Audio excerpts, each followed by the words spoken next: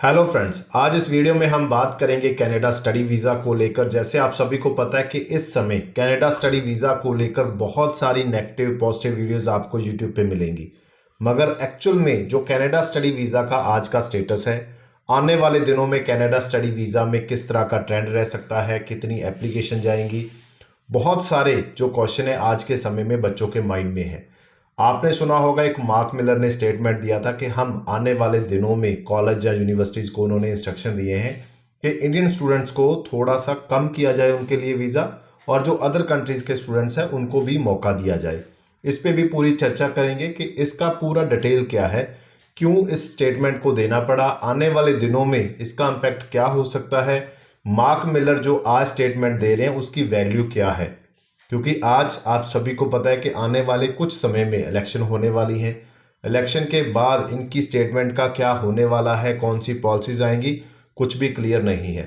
इस वीडियो में मैं आपके जितने भी क्वेश्चंस हैं, डाउट्स हैं कनाडा स्टडी वीज़ा को लेकर 2025 में, वो सारे क्लियर करने की कोशिश करूंगा, ताकि आपके माइंड में जो भी डाउट्स हैं वो क्लियर हो और आप अपना फ्यूचर का डिसीजन अच्छे से ले पाए। इस वीडियो को शुरू करने से पहले मैं आप सभी से यही रिक्वेस्ट करूंगा, अगर अभी तक आपने हमारे इस यूट्यूब चैनल को सब्सक्राइब नहीं किया तो सब्सक्राइब जरूर करें, क्योंकि मेरी हमेशा यही कोशिश होती है कि आपको जेन्युइन और अपडेटेड इन्फॉर्मेशन प्रोवाइड की जाए, ताकि जो आपने जो डिसीजन लेने अपनी लाइफ के लिए आप उसको आराम से ले सकें। इस वीडियो में सबसे पहले वीज़ा ट्रेंड के बारे में बात करेंगे, प्रोसेसिंग टाइम के बारे में बात करेंगे, मार्क मिलर की स्टेटमेंट के बारे में बात करेंगे, कंजर्वेटिव पार्टी के जो लीडर हैं उनकी स्टेटमेंट के बारे में बात करेंगे, और 2025 के टारगेट और वीज़ा के बारे में बात करेंगे कि क्या आने वाले दिनों में कनाडा स्टडी वीज़ा में हो सकता है। सबसे पहले वीज़ा ट्रेंड की बात करूंगा। वीज़ा ट्रेंड इस समय बहुत पॉजिटिव है। 70 to 80% जो एप्लीकेंट अपनी फाइल लगा रहे हैं, अच्छे से फाइल लगा रहे हैं, अच्छे से फाइल लगा रहे हैं, इसको नोट कर लीजिए। डॉक्यूमेंट आपने प्रॉपर लगाए हैं। अगर आपने एसडीएस कैटेगरी की जो पहले की रिक्वायरमेंट है, क्योंकि अभी एसडीएस कैटेगरी बंद है, अगर आपने पहले की रिक्वायरमेंट जैसे जीआईसी पे कर दिया, 1 ईयर का ट्यूशन फी पे कर दिया, 6 या 6 से ज़्यादा आपका स्कोर है, तो आपको वीज़ा 100% मिलेगा। इसमें कोई दो राय नहीं है। अगर इस कंडीशन पे भी आपको रिफ्यूज़ल आया है तो नीचे दिए गए नंबर पे कॉल कर लीजिए। टोटल आपका फ्री ऑफ कॉस्ट हम प्रोसेस करके देंगे। किसी तरह का कोई प्रोसेसिंग चार्ज हम आपसे चार्ज नहीं करेंगे और 100% वीज़ा मिलेगा। मगर फिर भी मैं देख रहा हूं कि हर दिन हमें 10-15 ऐसे एप्लीकेंट अप्लाई करते हैं जिनको रिफ्यूज़ल आ रहा है मार्केट में। उनकी फ़ाइल में कोई डॉक्यूमेंट नहीं गया, उन्होंने फ़ाइल प्रॉपर नहीं लगाई, कुछ ना कुछ प्रॉब्लम सिर्फ उनकी फाइलिंग में है, ना कि उनकी प्रोफाइल में है। तो ये सबसे बड़ा क्वेश्चन है। वीज़ा ट्रेंड पॉजिटिव है, इसमें कोई प्रॉब्लम नहीं है। दूसरा, प्रोसेसिंग टाइम। अगर मैं एक्चुअल जो फाइल जा रही है हमारी उसकी बात करूं कि रिजल्ट कितने दिनों में आ रहा है, तो 1 से 2 मंथ में रिजल्ट आ रहा है। सबसे ज़्यादा रिजल्ट इस समय आ रहा है मई 25 का, और सबसे कम जो रिजल्ट है वो आ रहा है सितंबर 25 का। अगर तो आपने सितंबर 25 के लिए लगाई है तो आपकी फाइल को 3 से 4 मंथ भी लग सकते हैं। मई 25 वाली फाइल्स ज़्यादातर 1 से 2 मंथ में क्लियर हो रही है। 1-2 फाइल रुक रही हैं, बैकलॉग में भी जा रही हैं, इसमें कोई प्रॉब्लम वाली बात नहीं। जब नॉर्मल टाइम था तब भी ऐसा ही हो रहा था। तो प्रोसेसिंग टाइम अगर आप ऑफिशियल वेबसाइट पर जाकर चेक करेंगे तो 15 वीक शो कर रहा है। इसके बाद जो सबसे बड़ा स्टेटमेंट आया था मार्क मिलर का, जस्टिन ट्रूडो का, कि हमें इंडियन स्टूडेंट्स को कम करना चाहिए। जो उन्होंने इंस्ट्रक्शंस दिए थे अपने कॉलेज यूनिवर्सिटीज़ को कि आपको अनदर कंट्रीज़ के स्टूडेंट्स पे फोकस करना चाहिए, उनको ज़्यादा इनरोल करना चाहिए, थोड़ा सा बैलेंस बनाना चाहिए। तो मैं आप सभी को बताना चाहता हूँ, इस पे डरने की कोई बात नहीं है। ना तो जस्टिन ट्रूडो के हाथ में आज कुछ है, ना ही मार्क मिलर के हाथ में कुछ है। इलेक्शन होने वाली हैं आज, ये सिर्फ एक स्टेटमेंट है। वो सिर्फ जो क्राउड का गुस्सा है उनके खिलाफ उसको अपनी तरफ करने की कोशिश कर रहे हैं और कुछ नहीं।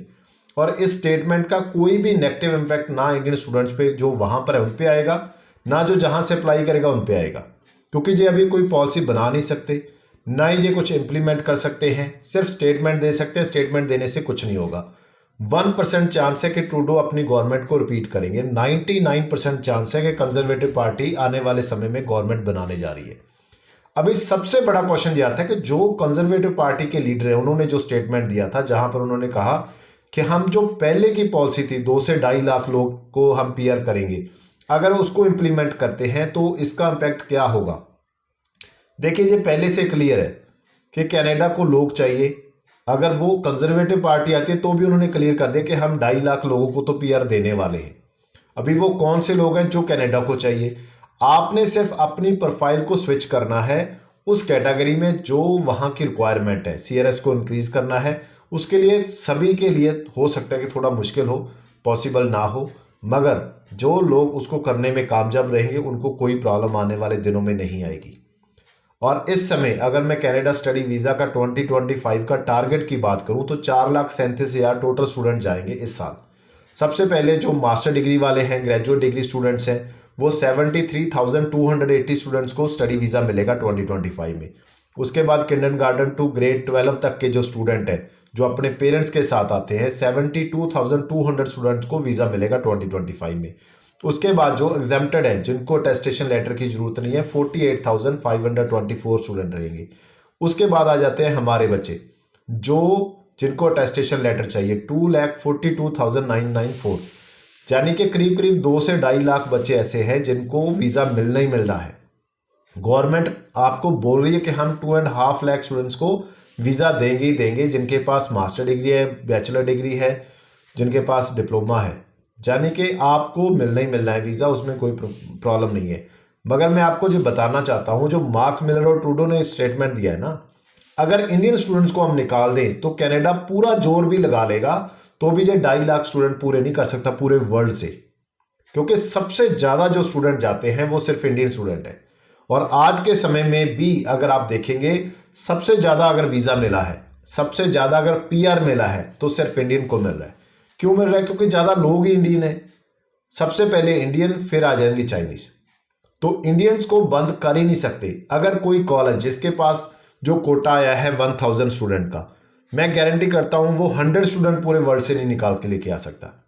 तो उसको इंडियन स्टूडेंट को, चाइना स्टूडेंट्स को बुलाना ही पड़ेगा, उसके पास ऑप्शन नहीं है। जे वो मजे लेने के लिए इंडियन स्टूडेंट्स को नहीं बुला रहे कॉलेज यूनिवर्सिटीज, उनकी मजबूरी है, उनको बुलाना ही पड़ेगा अपनी सीट्स को फुल करने के लिए, अदरवाइज पॉसिबल ही नहीं है।